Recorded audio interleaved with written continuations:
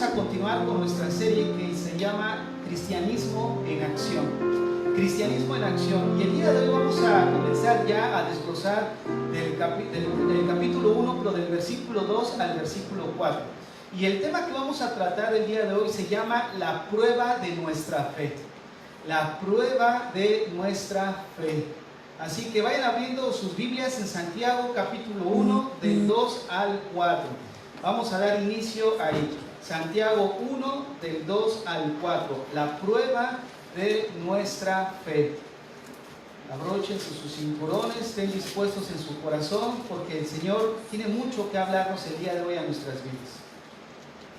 Dice la Biblia de la siguiente manera: hermanos míos, tened por sumo gozo cuando os halléis en diversas pruebas, sabiendo que la prueba de vuestra fe produce paciencia, mas tenga la paciencia su obra completa, para que sean perfectos y cabales, sin que os falte cosa alguna. Si hay algo que como cristianos quisiéramos nunca atravesar, serían las pruebas, ¿no es cierto? Qué agradable sería mirar en las Escrituras una promesa como esa, ¿no? Ya como hijos de Dios no vamos a tener pruebas. Esa sería la mejor promesa que nosotros nos apoyaríamos cada día. Pero para nosotros sería agradable, porque humanamente no encontramos un propósito detrás del sufrimiento, detrás de la pérdida de un ser querido o detrás de las aflicciones que producen las circunstancias que están alrededor nuestro. Sin embargo, la epístola de Santiago nos enseña cómo enfrentar las pruebas y cuáles son los propósitos que estas obran en nuestras vidas. En medio de las pruebas y de cualquier aflicción, lo primero que nosotros, o mejor dicho, necesitamos recordar es que nada toma por sorpresa a Dios. Y es una de las cosas que vamos a aprender en el día de hoy, sobre todo en esta epístola de Santiago, porque precisamente es Él quien nos enseña cómo enfrentar las pruebas, con qué actitud enfrentar las pruebas, sabiendo que hay algo detrás de ello. Pero dentro de en este ínter o en esta prueba que estemos atravesando, cada uno de nosotros necesitamos recordar que Dios no lo toma por sorpresa. Dios no ha tomado por sorpresa lo que te está afligiendo en tu vida. Dios conoce bien lo que estás atravesando. Y una de esas cosas que nosotros necesitamos recordar es precisamente eso. Dios no es ajeno a lo que me está sucediendo. Hay veces que en nuestra vida cristiana podemos llegar a pensar de esa manera. No, Dios ya se olvidó de mí. Dios ya, ¿dónde está Dios detrás de esta que me está afligiendo en nuestras vidas? Sin embargo, no podemos perder de vista esto que acabo de comentar. Porque en el momento en que perdemos de vista que Dios no está al control de lo que me está pasando, perderemos toda esperanza en nuestras vidas. Y vendrá la autolástima. Vendrán sentimientos y pensamientos de ¿para qué seguir viviendo? Pensamientos de que ya nadie me quiere. ¿Para eso me volví cristiano? ¿Para sufrir nada más? O sea, viene la autolástima al corazón de un creyente que ha perdido toda esperanza por no recordar que detrás de toda aflicción y detrás de toda situación difícil en mi vida, Dios sigue teniendo el control de eso. Como cristianos, en medio de las pruebas, no podemos dejar que las emociones nos controlen, ni sobre todo que los sentimientos nos gobiernen. Lo que nos debe de gobernar a nosotros es la palabra de Dios. Y es precisamente lo que Santiago les enseña a los creyentes que estaban bajo la prueba de fuego. Recordemos que la audiencia de Santiago estaba viviendo tiempos difíciles. La audiencia de Santiago habían huido de sus casas, habían perdido todo, lo perdieron todo por sus convicciones en Cristo. Y ahora se encontraban esparcidos en tierras lejanas, mientras que su autor, Santiago, el autor de esta epístola, se encontraba en Jerusalén. Quiero que veamos, por ejemplo, Hechos 8.1. Ahí en Hechos 8.1, en Hechos capítulo 8, versículo 1, porque después de la persecución que vino a la iglesia, después del primer mártir dentro de la iglesia, que es Esteban, la escritura comienza diciendo ahí en el capítulo 8 lo siguiente: y Saulo consentía en su muerte, en la muerte de Esteban, pero dice a continuación: en aquel día hubo gran persecución contra la iglesia que estaba en Jerusalén, y todos fueron esparcidos por todas las tierras de Judea y de Samaria, salvo los apóstoles. Ahora, esta parte ya la estudiamos nosotros en la introducción de la epístola. Cómo de alguna manera los primeros miembros de la iglesia cristiana fueron perseguidos. Pero en medio de esa persecución, los apóstoles quedaron en Jerusalén. Quiero que tengamos esta escena en cuadro, o sea, que lo recordemos. Santiago en Jerusalén y su audiencia esparcida y perseguida. Cuando nosotros leemos muchas veces la Biblia, perdemos de vista estos pequeños detalles. Pero si nosotros los observamos, va a tener sentido lo que tiene en su contexto las Escrituras. Por ejemplo, si la audiencia de Santiago se encontraba dispersa, perseguida, habían dejado todo, perdieron sus bienes por huir por causa de sus convicciones en Cristo, y Santiago les empieza a escribir a ellos, ¿cuál fue la actitud que tomó Santiago al escribirle a esta audiencia? Ay, pobrecito de ustedes. Sí, ya nos enteramos que por sus convicciones salieron huyendo, ¿y ahora qué van a hacer? ¿Esa fue la actitud de Santiago? No. Quiero que veamos cuál fue la actitud de Santiago en el versículo 2 de Santiago capítulo 1. Santiago les escribe a esta audiencia que está siendo perseguida y les dice: hermanos míos, tened por sumo gozo cuando os halléis en diversas pruebas. La exhortación de Santiago hacia estos creyentes que estaban siendo perseguidos fue una exhortación de que deben de regocijarse. ¿Te puedes imaginar? Si en medio del sufrimiento y del dolor alguien entra y te dice: oye, gózate en medio de las pruebas, lo primero que haríamos es regresarlo por donde vino. ¿No es cierto? O sea, tú estás en la aflicción, estás aquí sufriendo en agonía, de repente viene alguien y te dice: oye, gózate en medio de esta prueba. Tú dices: ¿sabes qué? Pues gracias por venir, pero pues ahí está la puerta, ¿no? Así como entraste, también sirve para salir. ¿No es cierto? No faltó el hermano que dijo: como tú no estás sufriendo, Santiago, ¿no? Como tú estás cómodo en Jerusalén. Por eso quería que veamos el cuadro. Santiago le escribe a unos creyentes que están siendo perseguidos, que lo perdieron todo. Y Santiago estaba en Jerusalén.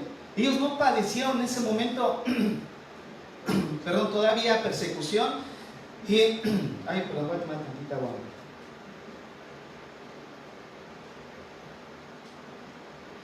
No faltó, vuelvo a repetir, el hermano que le haya dicho: como tú estás, como tú no estás sufriendo, Santiago, como tú estás cómodo en Jerusalén. E incluso algunos que hasta pudieron haber dicho: este es el típico pastor que sabe escribir buenos sermones, pero no se da cuenta del sufrimiento que la gente experimenta en su vida diaria. A veces sucede: oiga, pastor, no, gózate y eso. Y uno dice: no, pues como tú no estás ahí. Pero vamos a entender hoy que este gozo al que se refiere, no se refiere a decir: ay, sí, perdí mi trabajo, qué alegría me da, qué feliz me siento. No se refiere a eso. Oye, que tengo tal aflicción y estoy enfermo, me dijeron que es de gravedad lo que tengo. Ay, qué gozo siento. No, nuestro gozo que viene, no viene de un gozo de ser masoquistas, ni de ser así locos, ¿no? Porque a veces la gente dice: este cristiano está loco, mira lo que está sufriendo y tiene gozo en su vida. No, este gozo que nosotros tenemos y experimentamos es en base a un saber, como vamos a ir viendo a lo largo de esta enseñanza. El gozo que nosotros tenemos es a través de un saber. Pero antes de eso, quiero que observen la palabra en el versículo 2 que dice: tened. Hermanos míos, tened. ¿Por qué quiero que lo observen? Porque este es un imperativo. ¿Qué quiere decir esto? Que es un mandato. Porque el gozo no es la respuesta natural de los hombres ante la prueba. ¿No es cierto? Cuando viene la prueba, ¿cuál es la reacción principal de nosotros? De queja, ¿no? Ahora sí que de autolástima, de dolor, de sufrimiento. Esa es la primera reacción que el ser humano experimenta en el momento de la prueba. Por eso Santiago lo primero que manda a su audiencia es: gózate. En el sentido de que esta debe de ser la respuesta que nosotros debemos de manifestar en medio de la situación. Esto es un mandato: tener sumo gozo. Y es cuestión de voluntad, no de sentimientos. Por eso les decía al inicio que en medio de la prueba y de la situación no podemos dejar que nuestras emociones ni nuestros sentimientos nos gobiernen. Lo que nos debe de gobernar a nosotros en la vida es la palabra de Dios. Y esta actitud de gozarnos en las pruebas es la actitud que todo creyente debe de manifestar en sus vidas. Quiero que vean, por ejemplo, Romanos capítulo 5, versículo 3. Vamos a dar un vistazo rápidamente de lo que Pablo les escribe a los romanos. Yo les voy a leer la Nueva Traducción Viviente, pero es el mismo texto, Romanos 5:3, que dice de la siguiente manera: también nos alegramos al enfrentar pruebas y dificultades. Cualquiera que ha de haber escuchado a Pablo ha de decir esto, ha de haber dicho, este es un masoquista, le gusta sufrir, pero no. ¿Por qué Pablo encontraba gozo en medio de las aflicciones y en medio de las pruebas? Porque había un conocimiento que él tenía. Y es lo que Santiago nos va a dar a entender el día de hoy en medio de las pruebas. También nos alegramos al enfrentar pruebas y dificultades porque sabemos que nos ayudan a desarrollar resistencia. Hay otra traducción que se llama lenguaje actual que dice, pero también nos alegra tener que sufrir. Todavía como que es más, híjole, ¿no? También nos alegra tener que sufrir. Cualquiera que escuche a un cristiano que sea ajeno a la palabra de Dios, a decir, a este sí le gusta sufrir, a este le gusta que lo azoten. Imagínate, ¿quién va en sus 5 sentidos? ¿Quién va a ser gozoso en medio del sufrimiento? Solamente aquel que ha perdido la cabeza. Sin embargo, nosotros como cristianos, vuelvo a repetir, este gozo debe de ser manifestado por un saber, un conocimiento que el día de hoy vamos a descubrir en las Escrituras. Por eso Pablo manda a su audiencia a gozarse. Tenemos un motivo por el cual gozarnos. Nuestra fe no es una fe fundada en algo que no tenga sentido. Nuestra fe está basada tiene la firme convicción de una verdad revelada en las Escrituras en nuestras vidas. No es el hecho de andar como loquitos riendo en medio del sufrimiento. No, es a través de conocer que en medio de esa prueba Dios va a obrar en nuestras vidas. Pero vamos a ir paso a paso. Vean 1 de Pedro capítulo 1 versículo 6. 1 de Pedro 1, 6.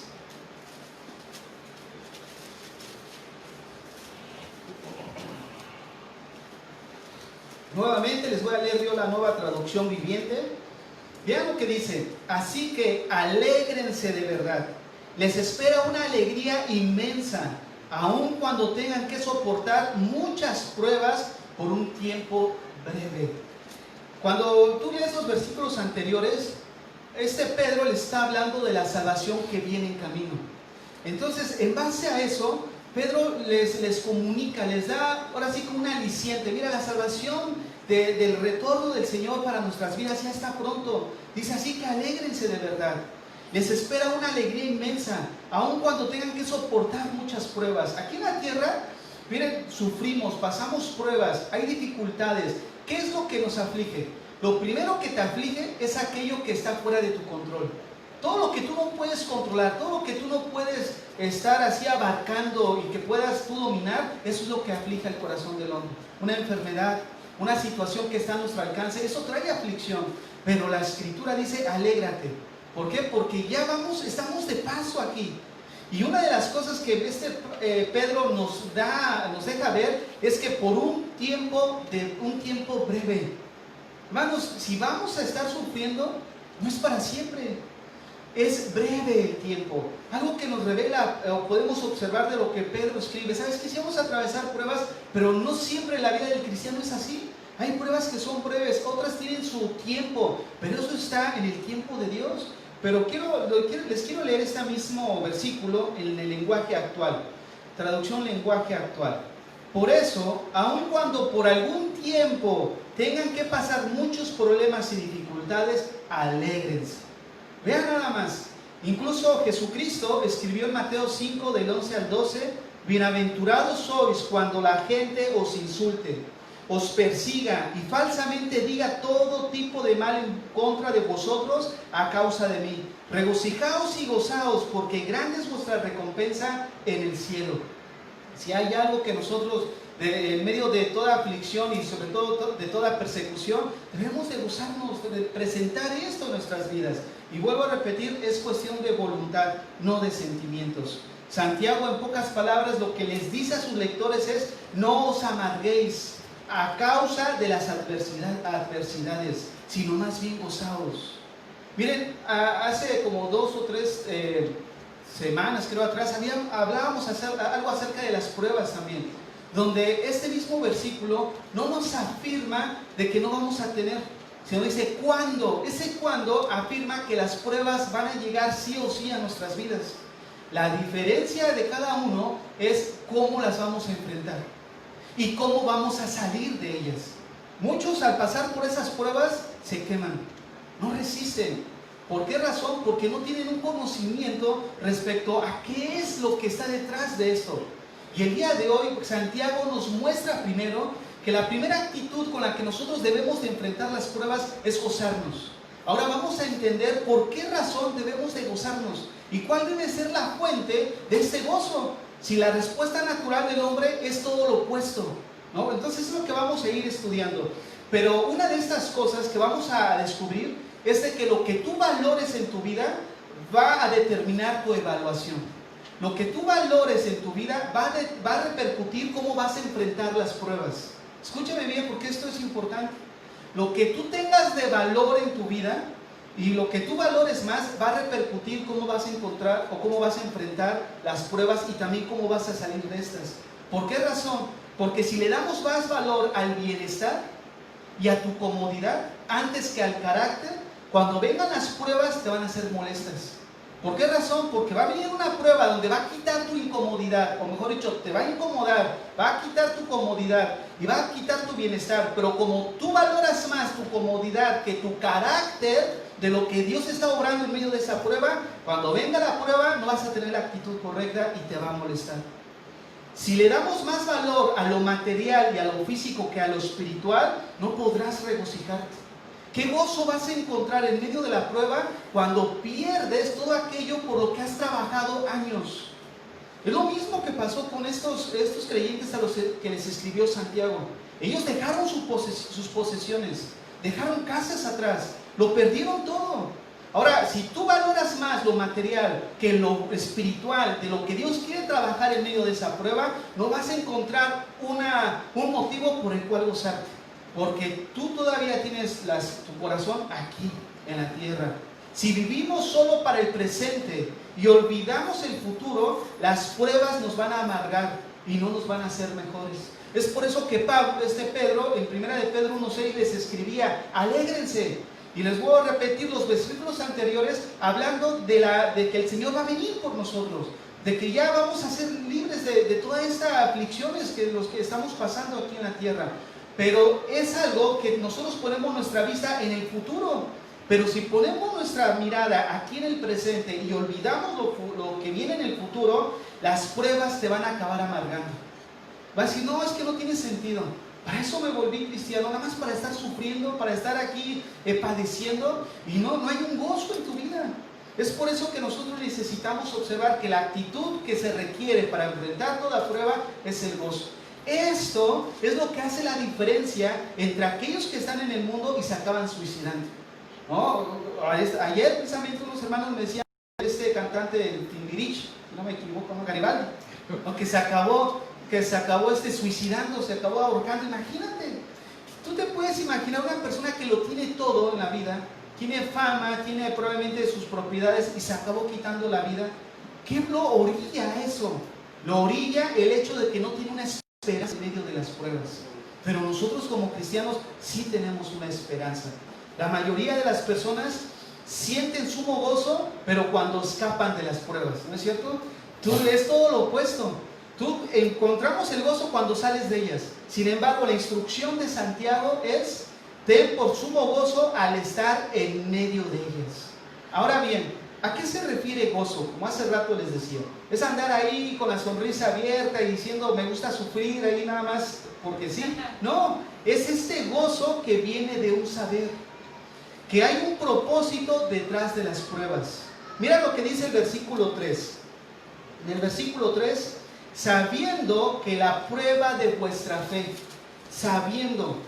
Miren, las pruebas que pasamos como cristianos podamos colocarlas en dos categorías. La primera categoría es cuando es por causa de Cristo. ¿Cuántos de ustedes ahorita en la actualidad se encuentran sufriendo por causa de Cristo? Yo creo que ninguno, en cierto, así directamente. Ya no veo que alguien haya sido azotado el día de ayer porque predicó el Evangelio.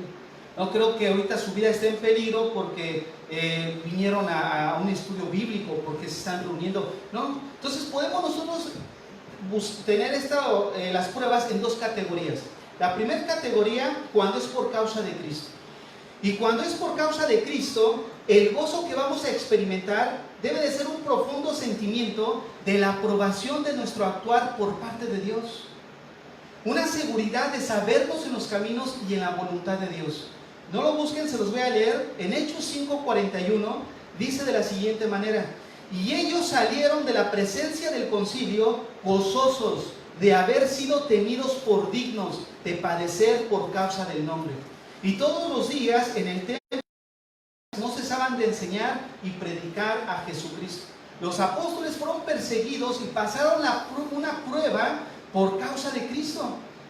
Hay muchos de nosotros que no entraríamos en esta categoría directamente, pero indirectamente podríamos entrar.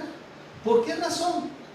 Porque puede ser en el caso de aquellos que están sirviendo a Dios y por tener una actitud que a Cristo le agrada, o sea, por querer estar en los caminos de Dios y que tu vida sea de una manera alineada con la voluntad de Dios, puedas recibir en un momento dado persecución por causa de un ser querido, por causa de tu esposo, por causa de tu esposa. Muchas veces sufre el cristiano por causa de Cristo de una manera indirecta.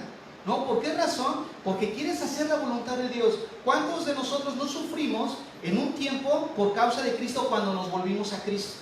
Que vuelves a Cristo y de repente la familia se te echa encima. Indirectamente, no así directamente tu vida está en peligro, pero sí hay cierta prueba, ¿no?, que pasa del corazón. Pero hay otra categoría en la que me voy a enfocar más. Porque esta categoría es aquellas pruebas que sufrimos como todos los demás seres humanos. ¿Cuál es esta categoría? Aquellas donde vienen a través de una enfermedad.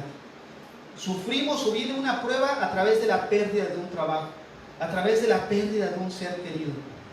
En este caso, el gozo de nuestras vidas debe de tener su firme fundamento en saber que en medio de esta prueba Dios está perfeccionando mi vida. Pero fíjate nada más, viene a través de un conocimiento, del saber. Una de las cosas que nosotros no podemos pasar por alto es precisamente eso. Cuando viene una prueba a tu vida, no es el hecho de decir ¿por qué, Señor?, sino el hecho de preguntar ¿para qué? ¿Qué es lo que tú quieres trabajar en mi vida? ¿Qué es lo que tú quieres moldear en mi carácter? ¿Por qué? Porque en medio de esa situación, el cristiano entendido sabe que Dios quiere trabajar en su carácter. Pero cuando es más el bienestar, cuando es más el amor hacia las cosas materiales, no encuentras un motivo por el cual estás pasando esa aflicción. Es por eso que nosotros necesitamos ubicar nuestra mente respecto al ¿para qué, Señor, tú estás permitiendo esta circunstancia en trabajar en mi vida? Miren, muchos de nosotros probablemente pudiéramos atravesar un problema en el sentido de falta de confianza en Dios y no nos damos cuenta. Probablemente nosotros digamos, bueno, pues yo creo en Dios, yo asisto en los estudios, yo estoy orando y soy ferviente, pero viene una prueba y es ahí donde tu confianza se mide. ¿Qué tanto confiamos en Dios? Y ese es uno de los propósitos por los cuales vienen las pruebas, para ver si realmente nosotros confiamos en Dios como decimos confiar. Dios está utilizando las pruebas para trabajar áreas específicas en nuestro carácter. Y ese fruto en mi vida, después de las pruebas, debe de ser la motivación para gozarnos en medio de ellas. Si tú no encuentras en tu vida o no tienes, o olvidas, mejor dicho, que Dios está utilizando y permitiendo la prueba para trabajar en tu carácter, vas a perder de vista, primero, tener la actitud de gozarte. Porque si nosotros perdemos esa actitud y sobre todo que Dios está al control de las cosas, vas a perder también toda esperanza. Esta verdad bíblica respecto a que nosotros debemos de tener un conocimiento de que detrás de eso que nos está afligiendo es con un propósito, es la que debe de ordenar mis sentimientos. Es la que debe de direccionar mis emociones de una manera correcta. Porque cuando viene la prueba, lo primero que queremos hacer es correr. Cuando viene la prueba, lo primero que pasa dentro de la prueba familiar, por ejemplo, es aventar todo, tirar la toalla. Nosotros necesitamos considerar esto. En medio de la prueba de la situación hay un porqué. Dios está trabajando en tu carácter, como esposo, como esposa, como hijos, en tu trabajo incluso. Hay jefes que de plano luego sí se pasan, pero Dios está permitiendo esa situación para que tú mires algunas diferencias en tu carácter que no estás trabajando.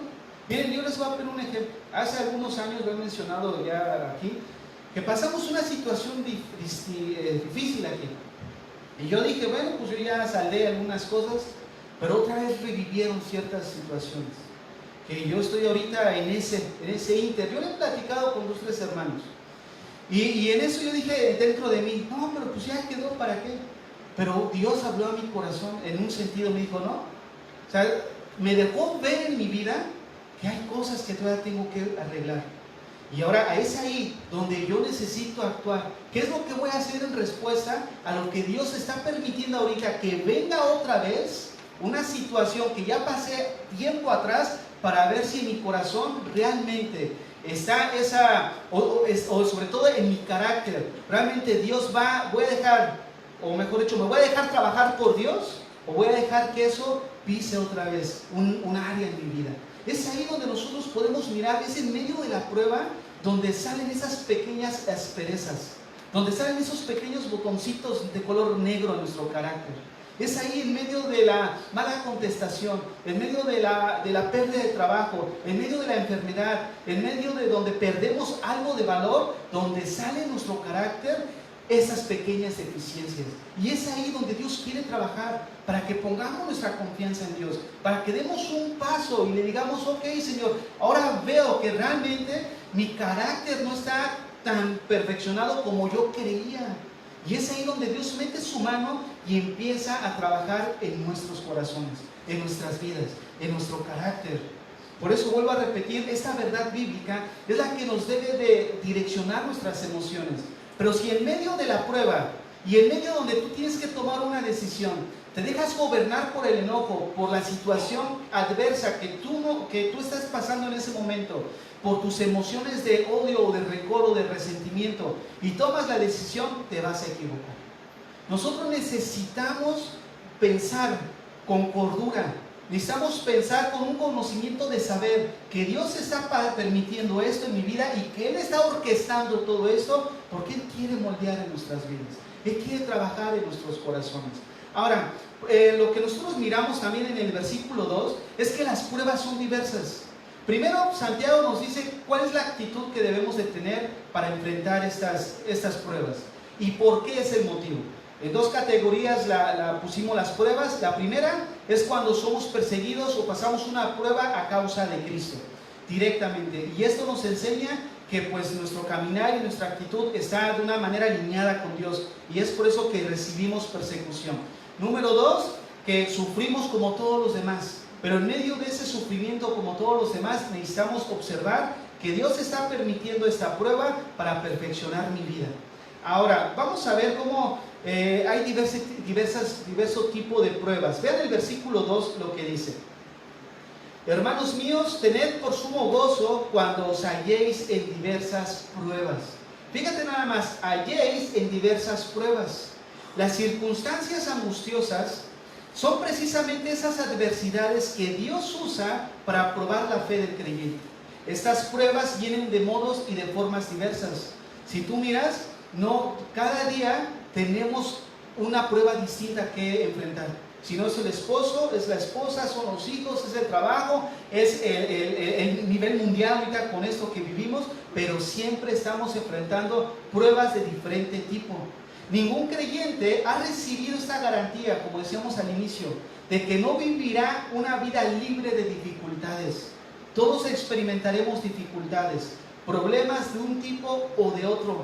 Nadie va a escapar de eso, porque el hombre no controla las circunstancias que causan estas dificultades, están fuera de nuestro alcance, y esas son las que más afligen el corazón del creyente, como el de todos los demás que estamos aquí.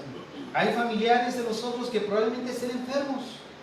Hay familiares de nosotros que probablemente estén necesitados, o incluso aquí dentro de la iglesia. Pero estamos afectados igual que los del mundo. Sin embargo, hay una diferencia, porque nosotros necesitamos mirar que hay un porqué. Necesitamos entender que hay un saber de que detrás de eso Dios tiene su mano extendida sobre nosotros. Las pruebas vendrán con diferente cara, pero lo que debe de motivar el gozo en nuestras vidas es lo que estas van a producir. Por eso una de las cosas que el mundo no puede o no tiene como esperanza es el hecho de ver, ay, perdí a mi familia, perdí a mi familiar, o perdí el trabajo. ¿Qué beneficio voy a tener de esto? Si detrás de esto, lo único que veo, hay necesidad, hay que pagar la renta, hay que pagar los alimentos, ¿con qué voy a subsistir? Pero ellos no miran, ¿no? un resultado de las pruebas. Pero nosotros como cristianos sí. Miren lo que dice el versículo 3. Sabiendo que la prueba de vuestra fe produce paciencia. Fíjate, ya vemos un fruto en medio de la prueba.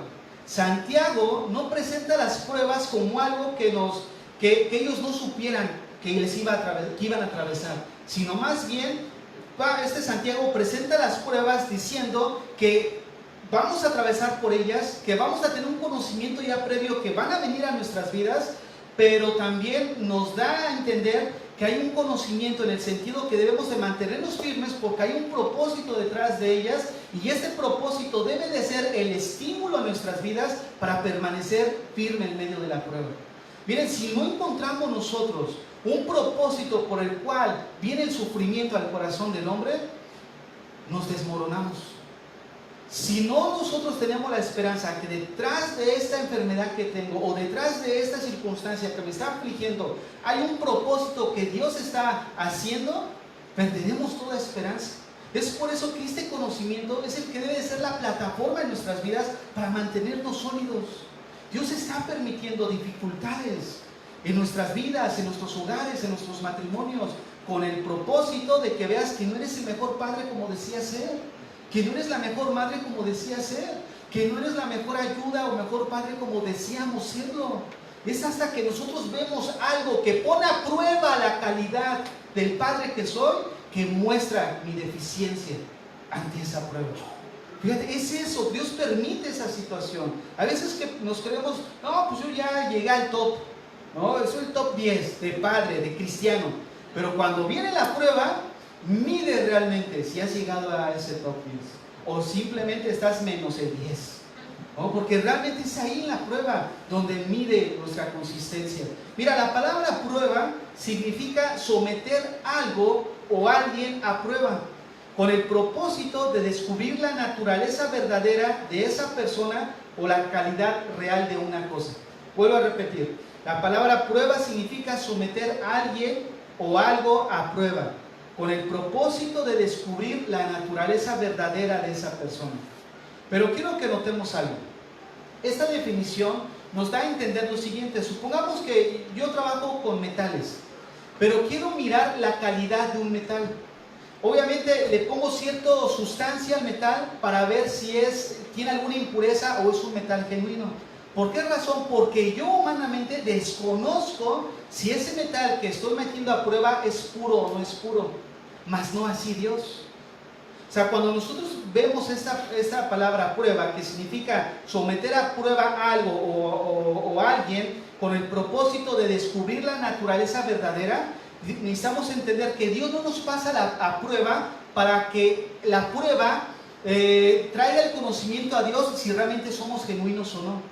No se refiere en ese sentido porque Dios lo sabe todo. Dios no necesita meternos a prueba para saber el tipo de corazón que nosotros tenemos. Alguien hace mucho tiempo, al no entender esto, me decía, y era cristiano y había ido a predicar a las cárceles y ya casi toda su vida creció dentro del evangelio. Pero algo en su vida, al no entender una situación o una circunstancia en la que atravesó una prueba, lo amargó y se apartó del evangelio. Y cuando hablaba con él, tú veías la amargura de su corazón, y él decía lo siguiente: ¿sabes qué? Yo no puedo creer en Dios. Digo, ¿por qué si eres cristiano? No, yo sé que Él existe, pero yo no puedo creer en Él, mi confianza en Él. Yo le decía, ¿por qué? Dice, yo creo que Dios es cruel. Yo decía, ¿cómo llegas a pensar que Dios es cruel? Sí, yo creo que Dios es cruel porque yo no veo la necesidad de que, si Él lo conoce todo, ¿por qué tiene la necesidad de meterme a una prueba? Si Él sabe lo que hay en mi corazón y Él sabe que yo lo amo y soy fiel a Él.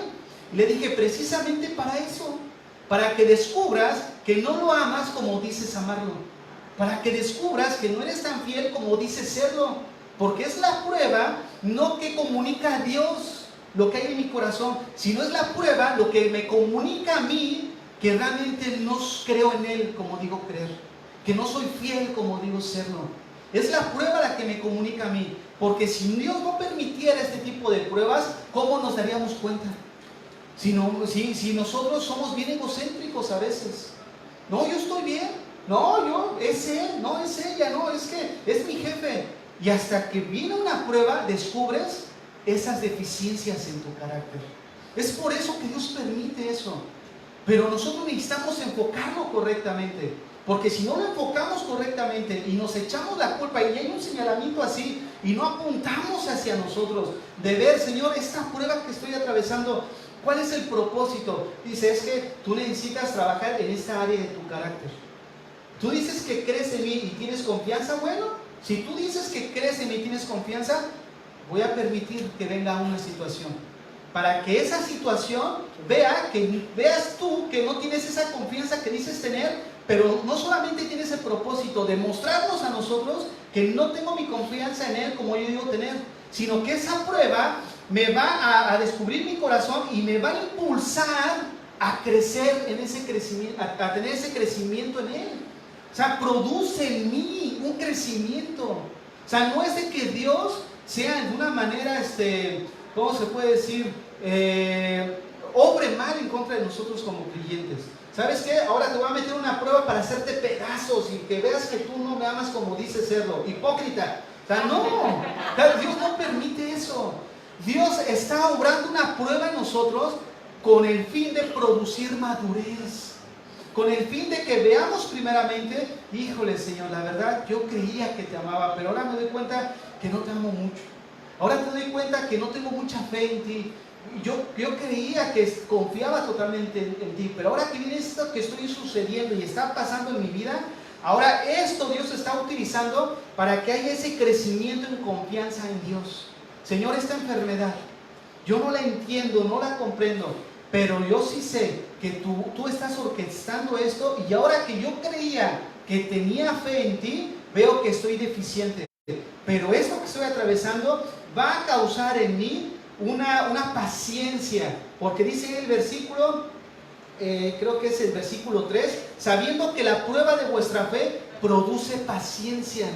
Fíjate nada más, produce paciencia. Esa palabra paciencia no se refiere a estar en una paciencia resignada, así pasiva. Bueno, pues ya estoy aquí, me tocó perder el trabajo, pero tengo gozo en mi corazón. No se refiere a eso. Se refiere a una actitud agresiva, una actitud de firmeza, una actitud que te lleva, Señor, estoy atravesando esto. Al inicio sí me resultó difícil no entender cuál era el propósito detrás de esto, pero ahora que entiendo y comprendo cuál es el propósito, que tú estás trabajando en esta área de mi carácter de confianza, de amor, de fidelidad, ahora eso te lleva a tener una actitud agresiva, de perseverar, de resistir. De hecho, la traducción mejor que podríamos encontrar ahí respecto a donde dice produce paciencia, la palabra paciencia es mejor traducida como resistencia y perseverancia. ¿Por qué? Porque ese conocimiento que yo tengo de que detrás de esta prueba que me está afligiendo mi corazón, que está fuera de mi alcance para poder controlarla, y al entender que Dios la está utilizando a mi favor, eso me lleva a perseverar aún en ella, a mantenerme ahí, a saber que va a terminar porque es breve y al final va a dar fruto en mi vida. Vamos a crecer, vamos a desarrollar esa área de fe que tú no tenías. Pero después de salir de esa prueba, saliste no solamente airoso, sino saliste todavía con más fe en tu vida. Saliste con más amor en tu vida, porque no es en la prueba donde sale lo que realmente hay en nuestro corazón. Es ahí. Tú estás, ay, sí te amo. Ay, tú estás, no, yo también te amo. O le decimos a Dios, no, yo te amo, Señor. Pero cuando pasa aquella, cuando pasa aquel, o cuando en medio de ese amor que le decimos a Dios tener, pero viene una circunstancia donde mi acción demuestra que realmente no lo amo, es mi pila, hermano, ya no me voy a morir. Cuando realmente demuestras que ya no amas esa acción donde demuestra que tu obrar no amas a Dios como decimos amar, es en medio de esa prueba. donde sale lo que hay en nuestro corazón. Es por eso que nosotros necesitamos esperar. Vean lo que dice Primera de Pedro, capítulo 1, versículo 7. Porque la prueba implica un proceso de refinación. Dios nos está refinando nuestras vidas, nuestro carácter.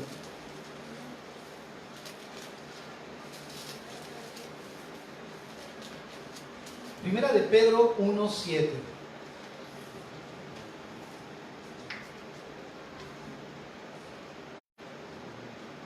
Dice así: estas pruebas demostrarán que su fe es auténtica. Fíjate nada más, estas pruebas demostrarán que su fe es auténtica. ¿Cuál es el propósito de esta prueba? O sea, ver qué hay en nosotros. Ver qué hay en nosotros y desarrollar esas deficiencias en nuestro carácter. Y esa prueba demostrará que es auténtica. Estás siendo probada de la misma manera que el fuego prueba y purifica el oro. Aunque la fe de ustedes es mucho más preciosa que el mismo oro, entonces su fe, al permanecer firme en tantas pruebas, les traerá mucha alabanza, gloria y honra en el día que Jesucristo sea revelado a todo el mundo. Así como el platero cuando trabaja la plata, mete la plata en el horno de fuego. La mete muchas veces. Y si él sabe que su trabajo ha terminado, cuando al meter otra vez ese gramo o lo que esté metiendo de plata, ya no sale basurita. O sea, él la va a seguir metiendo hasta que dejen de brotar esa basura, esas cosas ásperas. Él sabe entonces que su trabajo ha terminado. Yo no sé si me entendieron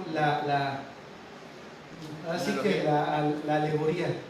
Dios va a muchos de ustedes, Señor, ya sácame de esta prueba. ¿Quieres que Dios te saque de esa prueba? Pues ríndete a Él entonces. Deja que Él ya sane ese corazón. Deja que ella limpie esa aspereza. Porque si no, vas a seguir ahí en el horno. Vamos a seguir ahí. Muchos estamos, Señor, y mira lo que me está pasando. Ah, te falta todavía más. Otros 5 minutos. Te sales y te quita como que dices, ay Señor, ya voy a guardar silencio. Y de repente viene otro, pasa el tiempo, Señor, ok. Otra vez. Muchos siguen ahí porque quieren estar ahí. Porque no han dicho, Señor, está bien, me rindo a ti. Está bien, Señor, esto que está atravesando no lo puedo yo sufrir. Esto que está atravesando en esta situación de relación que yo tengo con X persona, ¿sabes qué? Voy a ceder. Ya voy a dejar de pelear. Voy a dejar de pelear aún contra ti. Respecto a la lucha que tengo de no hay motivo por el cual tú permitiste que esto haya pasado en mi vida si soy un super cristiano. Dice, no, pues otra vez.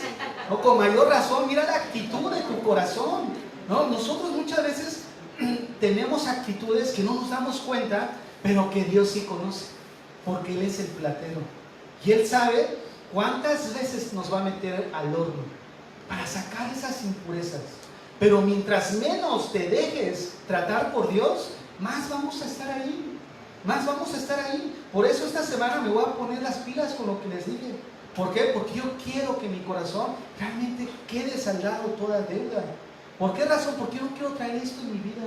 Y yo sé que cada uno de ustedes no quieren seguir cargando cosas que saben que están en medio de esa prueba, porque Dios ya les ha dicho, deja eso, ya corrígete. Y tú no quieres, por tal motivo Dios te dice, no quieres, pues otra vez. Y tú dices, Señor, ¿hasta cuándo? Hasta que tú digas, hasta que tú te rindas, hasta que yo vea que realmente lo que tú estás haciendo es genuino. Porque la prueba no es para mostrarme que tu corazón está limpio, es para mostrarte a ti que tú ya eres imperfecto en esas áreas que dices ser perfecto. Es para que tú veas que no me amas como me dices amar, que tú no amas a los demás como dices amar, que tú no eres como dices ser. Entonces es Dios permitiendo. Imagínate nada más la escena yo no me imagino si Santiago me hubiera escrito a mí eso de gózate en medio de la persecución. Yo le hubiera dicho, este no es apóstol. Los apóstoles de Dios nos mandan prosperidad, nos mandan bendición, y este nada más nos quiere motivar motivar, gózate, ten una actitud correcta. No, no, nosotros necesitamos mirar. Por eso decíamos, ese gozo viene detrás de un saber, de un conocimiento que Dios está tratando en mi carácter. Dios me está formando en mi vida. Y si nosotros salimos corriendo, o sea, ese trabajo va a durar más. Porque como hijos de Dios no nos vamos a escapar de su mano para ser purificados por Él. Porque la Biblia es bien clara. Tened sumo gozo cuando os vengan las pruebas. O sea, eso afirma, no está diciendo, bueno, si es que llegan a tener, no, las pruebas van a llegar. Y cada uno de nosotros vamos a enfrentar pruebas distintas, dependiendo lo que Dios quiera trabajar en nuestras vidas, dependiendo lo que Dios quiera trabajar en tu carácter. Y si es mejor que nosotros seamos seditas, Señor, mira, la verdad no entiendo, pero lo que yo alcanzo a entender es de que en medio de esto a lo mejor soy tan egocéntrico o soy tan orgulloso que yo no veo que tú estás trabajando en esta área en mi vida. No, yo por ejemplo le decía, Señor, pues yo ya perdoné, yo ya salí, ¿qué necesidad tengo? Me dice, por eso, porque tú dices y realmente no sé. Entonces ahí donde dices, bueno, yo quiero Señor, que esta situación ceder y abrir mi corazón, ceder y saldar ahora sí todo lo que yo tenga que saldar. ¿Por qué? Porque es Dios el que está obrando en nuestras vidas. Es Él el que sabe qué tanto va a trabajar en nuestro corazón, qué prueba va a poner en tu vida para trabajar una específica en ti. ¿Cuántos padres de familia no tenemos ahora sí que tanta protección sobre nuestros hijos que Dios te dice, dámelo? Lo dejas en la escuela y estás todo turbado en tu mente. Y dice Dios, déjamelo a mí. O sea, ¿no te das cuenta que yo estoy cuidando lo tuyo? ¿No te das cuenta que yo te estoy cuidando a ti? Déjamelo a mí, descansa en mí. No, y es igual con muchas parejas. Señor, es que yo te pido por él. Dice Dios, déjamelo.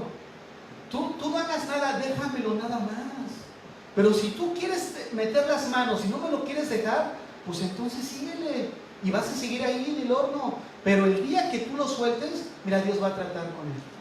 Casi no cuento nada personal, por esta les voy a decir algo. No, porque yo creo que el evangelio no es de historias de uno, pero viene al caso. Fíjense que esto no tiene que ver con mi esposa, tiene que ver en el caso de la relación padre-hijo, en este caso madre-hijo. Soy el más chico de mis hermanos y resulta que mi mamá, había una relación íntima entre mi mamá y yo. Siempre a los estudios íbamos juntos. Ya saben, el más chico pues es el que siempre jala. Y así me tocó a mí. Iba a las limpias en el templo y ahí iba yo a las limpias también. Pero cuando se convirtió, iba a la iglesia y me llevaba a la iglesia. Íbamos a los estudios y íbamos a los estudios. Yo sé cuántos conozcan algo de la Ciudad de México, pero para darles una idea, los estudios estaban por Mundo E, en las torres de satélite. Entonces ahí del periférico terminaba como a las 8 o 9 de la noche. Y sabíamos que si íbamos, ya no iba a pasar bus de regreso. Y nosotros veníamos de Las Armas. Entonces es un trayecto grande. Entonces cuando salíamos del estudio, había que caminar. A esa noche, por lugares peligrosos y solo, y sin luz. Entonces ahí íbamos los dos. Y era el tiempo del famoso chupacabras. Y según ese chupacabras, estaba saliendo por ahí por satélite. Y nosotros así, pues te reprendo, ¿no? Pero era esa relación, íbamos siempre. Y resulta que caigo en malos pasos. Me aventaron. Uno de rebelde se mete en malos pasos. Y obviamente llegó el tiempo donde mi mamá pues ya no podía soportar por la misma relación de verme de un lugar y de verme en otras circunstancias, pues afligía su corazón. Ella nunca me contó, pero ella dio como un paso fuerte.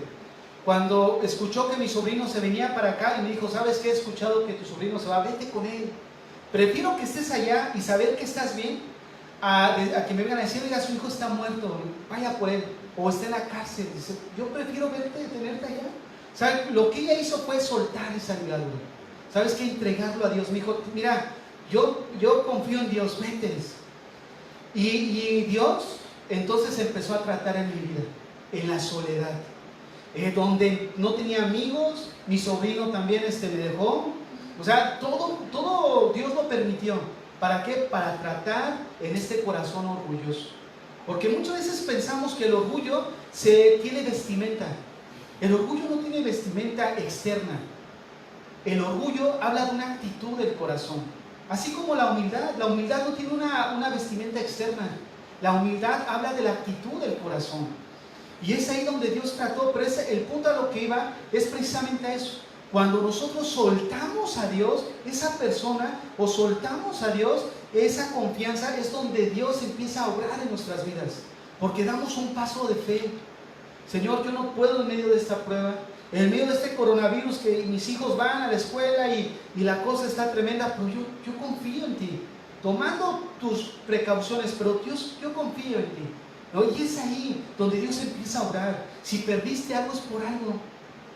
No nos quejemos, Señor, pero ¿por qué? Es por algo. Dios está tratando en nuestras vidas. Dios está formando el carácter de su Hijo en nuestras vidas. Y es ahí, es cuando nosotros vemos, Señor, pero ahora yo veo que después de esta tribulación, ahora yo puedo amar más a mi hermano. Esta situación que surgió como fricción entre él y yo, ahora que ya ha sido restaurada, ahora yo puedo reflejar en mi vida el carácter de Cristo. Y empiezas a madurar en tu vida cristiana. Un cristiano que no alcanza madurez en su caminar aquí sobre la tierra, es muy difícil. Como cristianos sí tenemos que madurar. ¿Por qué razón? Porque precisamente las pruebas nos llevan a eso, a madurar. Miren, sigamos leyendo. El versículo 4. Mas tenga la paciencia su obra completa, para que seáis perfectos y cabales, sin que os falte cosa alguna. Miren, la palabra perfectos ahí no significa que ya vas a andar sin cometer ningún error. No, ahora sí ya soy perfecto. No se refiere a la perfección que nosotros entendemos en el castellano. La palabra que se utiliza ahí es la palabra teleios y habla de madurez. En los tiempos bíblicos le llamaban teleios a algo que cumplía su propósito por el cual fue formado.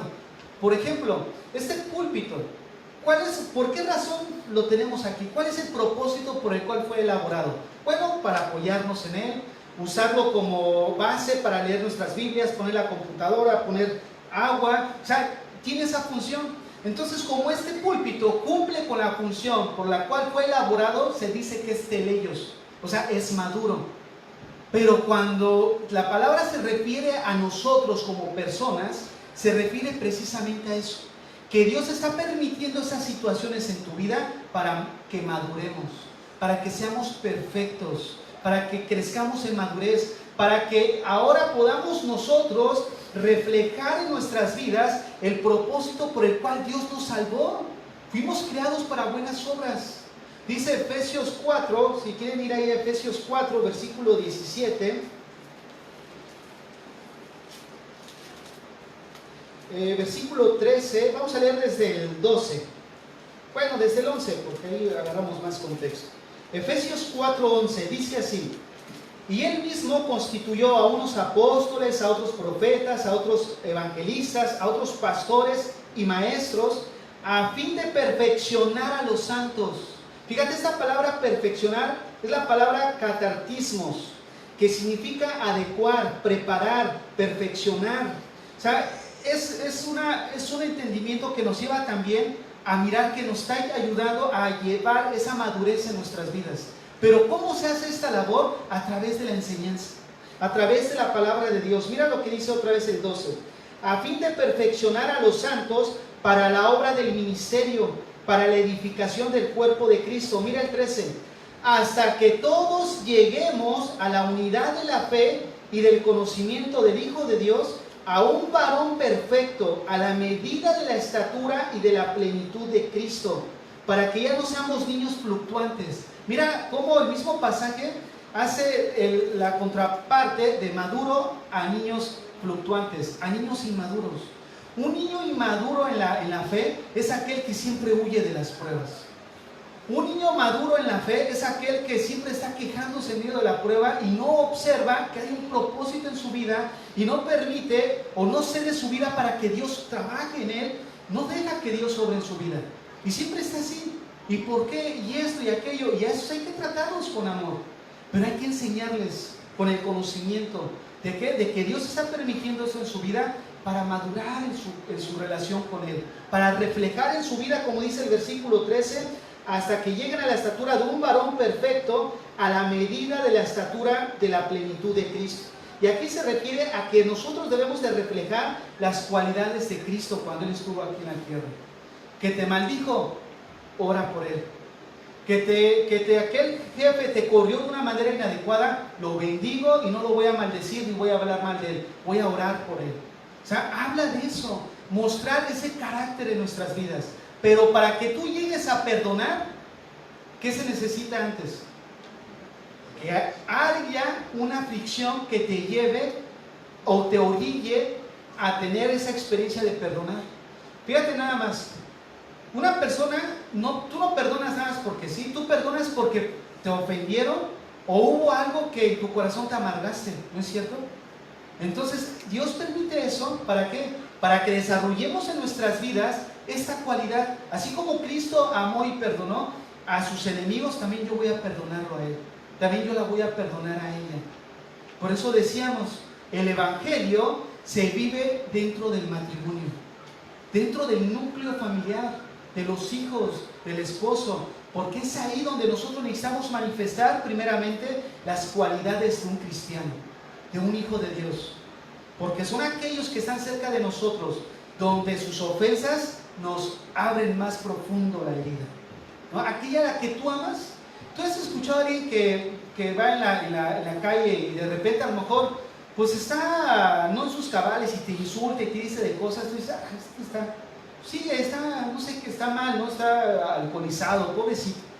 Pero alguien cerca a ti que te pueda decir las mismas palabras, híjole, esas palabras entran a tu corazón y hacen una grieta donde te ves forzado en un momento dado a sanar a través del perdón. Es por eso que Dios permite esta situación. La paciencia en nuestras vidas, nosotros debemos de entender que es en base a que viene un propósito detrás de esto. El salmista escribió lo siguiente en el Salmo 40, del 1 al 2: pacientemente esperé a Jehová, y se inclinó a mí, y oyó mi clamor, y me hizo sacar del pozo de la desesperación, del lodo cenagoso, puso mis pies sobre la peña, enderezó mis pasos. Segunda de Tesalonicenses, del capítulo 1, del 3 al 4, dice: debemos siempre dar gracias a Dios por vosotros, hermanos, como es digno, por cuanto vuestra fe va creciendo, y el amor de todos y cada uno de vosotros abunda para con los demás, tanto que nosotros mismos nos gloriamos de vosotros en las iglesias de Dios por vuestra paciencia y fe en todas vuestras persecuciones y tribulaciones que soportáis. En medio de la prueba, en medio de la dificultad, en medio de esa circunstancia que para ti no tiene sentido ni hay razón de ser, hay un sentido, hay un propósito y Dios quiere obrar a tu favor. Yo sé que muchos de ustedes están pasando probablemente por una situación difícil, por algo que está afligiendo su corazón. Y tú no miras el objetivo por cuál Dios está permitiendo eso en tu vida. Pero déjame decirte, Dios sí sabe por qué. Y Dios quiere trabajar contigo. Dios quiere meter su mano y sanar tu corazón. Ahora, la pregunta es, ¿quieres que Dios sane tu corazón? ¿Quieres que Dios obre en tu vida? ¿Quieres que Dios, que tú encuentres un propósito por el cual estás atravesando la prueba de fuego en este momento?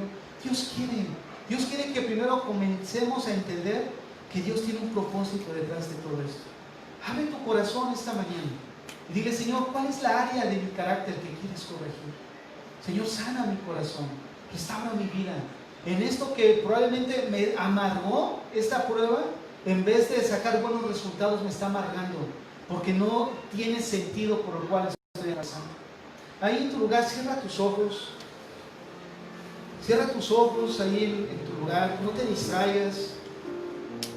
Como decíamos hace rato, el salmista abrió su corazón y dijo: pacientemente esperé a Jehová, y se inclinó a mí y oyó mi clamor, y me hizo sacar del pozo de la desesperación, del lodo cenagoso, puso mis pies sobre peña, y enderezó mis pasos. ¿Has esperado en Dios? Yo sé que sí has esperado en Dios. Yo sé que muchas veces has esperado incluso de una manera no correcta, porque has esperado con queja, con dolor. Pero ¿por qué no vienes esta mañana a Cristo y derramas tu corazón y le dices: Señor, esta mañana tú sabes lo que aflige mi corazón? O tú sabes también quién es aquella persona que está afligiendo mi vida, pero probablemente yo no me esté dando cuenta de ángulos que yo no pueda ver. Señor, ayúdame a ver esas áreas de mi carácter que me están impidiendo crecer a la madurez, que me están impidiendo avanzar en mi vida cristiana. Esta mañana, Señor, quiero tener la actitud correcta en medio de la prueba, Señor. Me quiero gozar porque sé que detrás de esta prueba, detrás de esto que está afligiendo mi vida, Señor, tú lo estás utilizando para trabajar en mi carácter y llevarlo a la madurez. Quiero, Señor, que en medio de esta situación tener la actitud correcta, tener el corazón con la actitud correcta, Señor. Tener la disposición, Señor, correcta en mi vida. Que esto que pasó en mi vida y yo no lo vi llegar, en medio de esta situación quiero presentarme delante de ti con la actitud correcta en mi corazón, gozándome, Señor, gozándome en base a un conocimiento de que tú estás permitiendo para llegarme a esa madurez. Si hay alguno en esta mañana que la aflicción ha llegado a su corazón, que la prueba ha tocado tus puertas y que te sientes desolado, te sientes cansado, te sientes sin ánimo, quieres tirar la toalla, te invito a que te pongas de pie. Quiero orar por ti. Dios quiere ministrar tu corazón. Dios no quiere que vayas como entraste. Ahora que sabes que hay un propósito detrás de lo que estás atravesando, Dios quiere ministrar tu corazón. No endurezcas tu corazón. Si estás pasando por una situación difícil, ponte de pie. Quiero orar por ti. No te vayas sin que se ore por ti esta mañana. Deja que Dios ministre tu vida. Deja que Dios ministre tu corazón. Deja que Dios sane en esta mañana esas áreas en tu vida.